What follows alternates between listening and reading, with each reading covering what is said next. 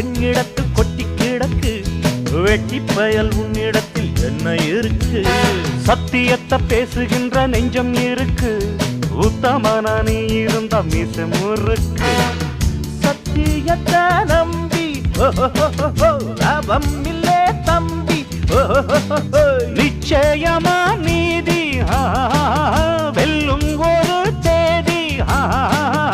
உன்னாலதாகாது அவேகாது, கொஞ்சம் தானே வெந்திருக்கும் மிச்சம் வேகட்டும்.